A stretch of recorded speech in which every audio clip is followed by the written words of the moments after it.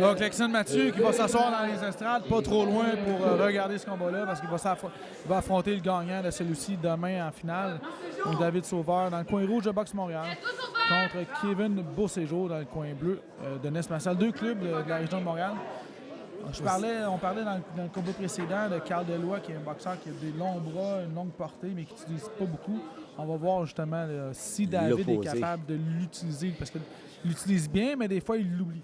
Oui, c'est un petit peu des... C'est comme il est rendu à mi-chemin. Il comprend qu'il y a une portée, il comprend qu'il peut l'utiliser, mais des fois, il l'oublie. Donc, on va voir s'il est capable de faire un combat sans faute au bout du point. Parce que lorsqu'il est au bout du point, David, sérieusement, c'est un beau boxeur à voir aller, très efficace, difficile à toucher, puis touche la cible avec autorité. Bon jeu de pied, une bonne distance, mais Kevin Beauséjour a été très impressionnant hier, battant Evangelos Frangos de manière assez décisive. Ça en est un autre, ça, de nos jeunes qui embarquent sur le bord pour la première année. Donc, exactement. Moi, c'est un des boxeurs que j'attendais justement dans le tournoi. Puis ce soir, c'est le combat le plus intriguant à mes yeux dans la soirée.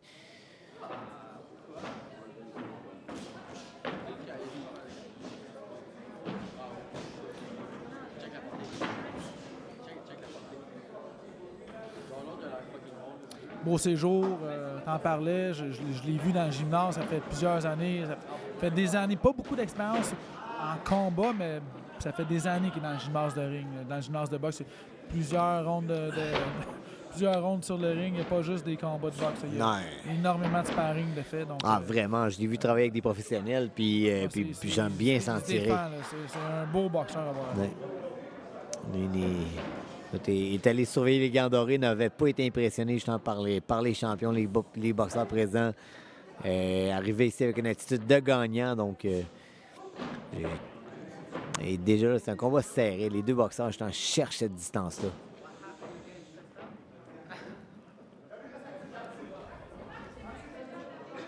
David est à son meilleur là, quand il est actif avec son jab. Là, il semble encore l'oublier pour l'instant. Il devrait revenir là, avec son jab plus régulièrement.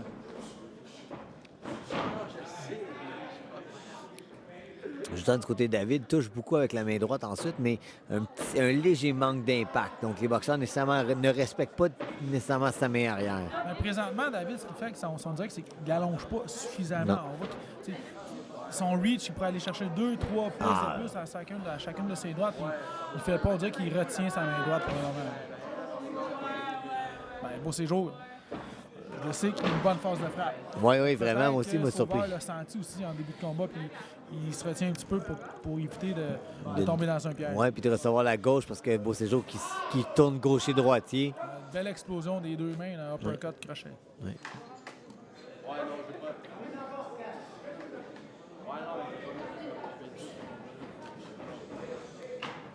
Donc, David qui hésite lorsque le jab ne touche pas, il est un petit peu hésitant. Pas habitué non plus d'aller de l'avant, il est habitué d'avoir les boxeurs qui le poursuivent. Beau jeu de pied ici, manque d'impact dans la droite. Belle explosion de coup de Kevin Beauséjour.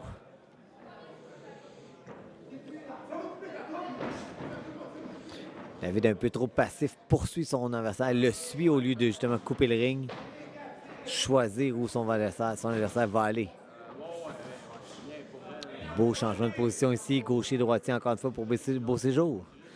Beauséjour pourrait être le boxeur le plus surprenant du tournoi. Une grosse surprise hier avec Frangos. Ouais, un round difficile à juger là, présentement. Chacun des boxeurs a eu des bons moments, mais rien de vraiment très facile à départager pour le moment. Aucun des boxeurs qui est allé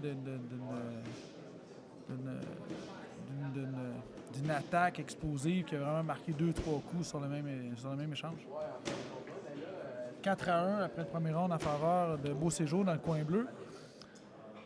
La logique se respecte. Je pense qu'au niveau des coups de poing touchés, l'agressivité était du côté de David Sauveur, mais n'était pas assez efficace, je dirais, dans son agressivité. Ouais, puis Beauséjour explosait de belle manière. manière. Toucher la cible vraiment avec constance dans le premier round.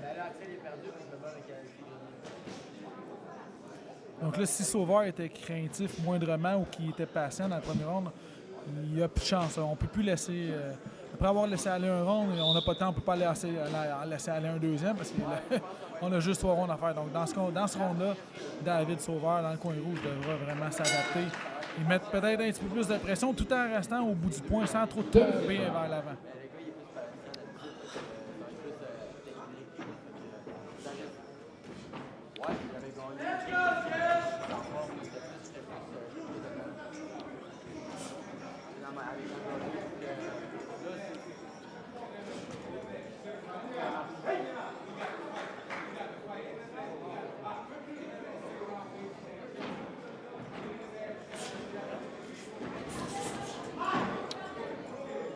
Belle Bourgeois explosion. qui est plus explosif dans ses coups. Ça, il est explosif. Pas nécessairement plus efficace, mais ça paraît bien. Ça vole l'attention de tout le monde. Tout le monde a. C'est qu'on sent qu'il y a un certain impact. On sent qu'il veut essayer de faire mal à son adversaire, alors que présentement, David, quand il frappe, on dirait qu'il se retient à chacun de ses coups. Ouais. David est hésitant parce qu'il sait que la réplique vient tellement rapidement.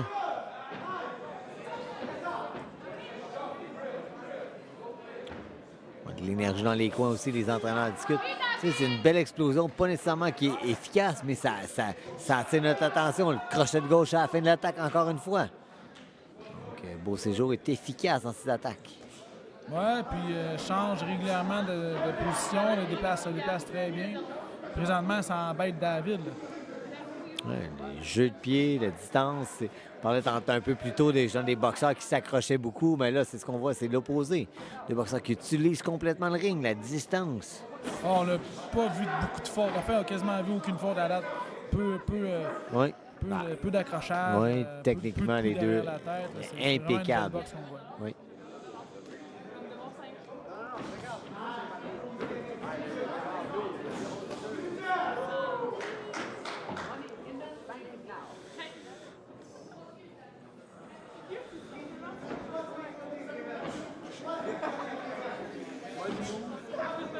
Beauséjour qui contrôle encore la distance, change de position, fait rater David.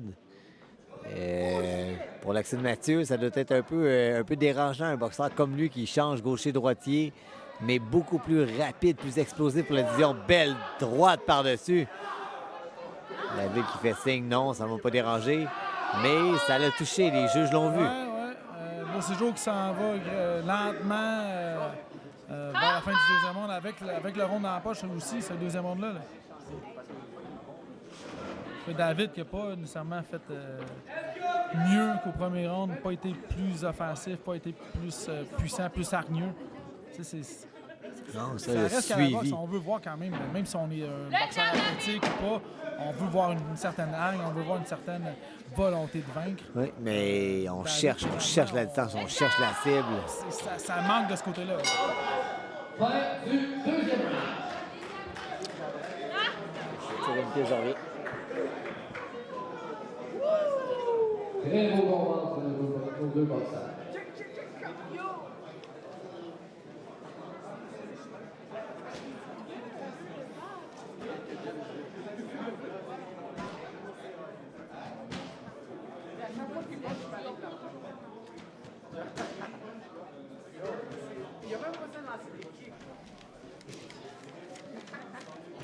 Deuxième round qui a été unanime 5-0 en faveur de Beauséjour dans le coin bleu.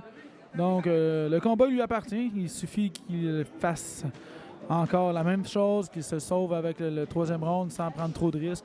Puis, par rapport à David, là, il n'y a pas le choix. Là. Il faut qu'il arrête de retenir ses coups. Il faut vraiment qu'il essaie de faire mal à son adversaire, qu'il essaie de pincer solidement au lieu de donner des coups juste pour toucher la cible.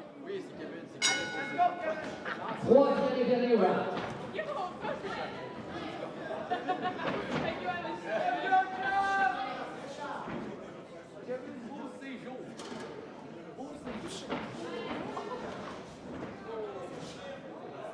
Oui, David!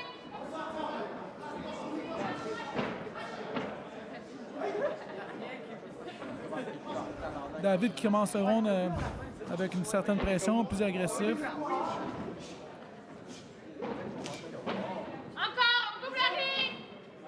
Mais on sent pas qu'il met sa puissance, on sent pas qu'il met d'impact dans ses coups, ses hanches. On dirait qu'il retient encore. Là, beau jab au corps quand même.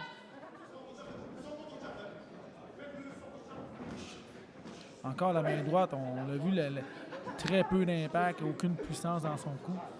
Pourtant, il faut aller chercher ce round-là. Là. Faut aller chercher ce round-là, il faut que tu fasses une différence.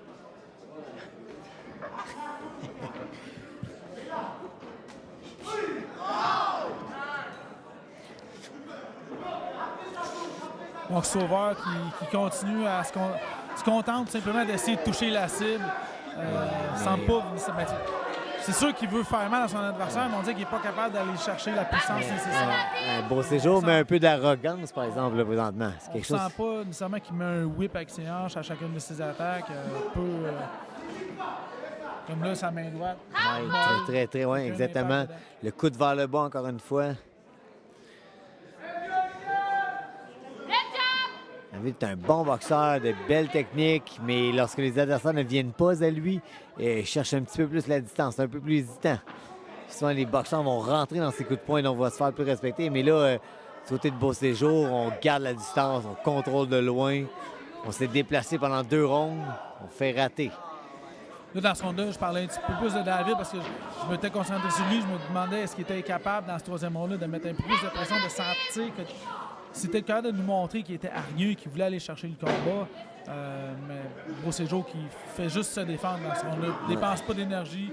Il même pas aller. Il va pas, je pense pas qu'il se concentre non plus, Beauséjour, d'aller chercher le round. Je pense qu'il se concentre juste de ne pas se faire toucher. Pas faire De d'erreur. ne pas perdre le round, de ne pas perdre le combat, de ne pas se faire assommer.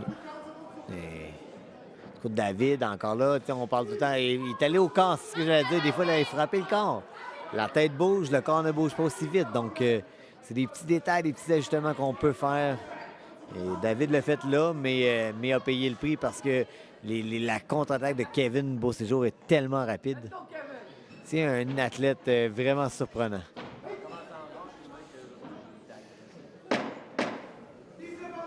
On finit fort, Sauveur,